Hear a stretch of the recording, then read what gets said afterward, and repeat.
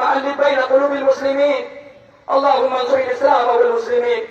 اللهم اعز الإسلام والمسلمين في كل مكان وزمان. اللهم ارفع راية الإسلام في أنحاء العالم كله برحمتك يا أرحم الراحمين.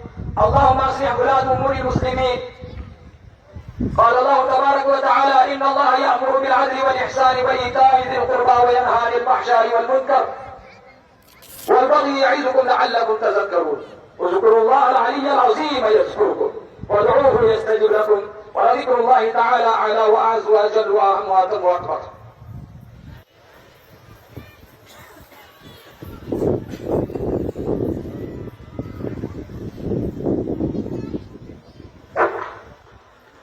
بسم الله الرحمن الرحيم. الحمد لله رب العالمين. يا رب صل وسلم دائما ابدا على حبيبك خير الخلق.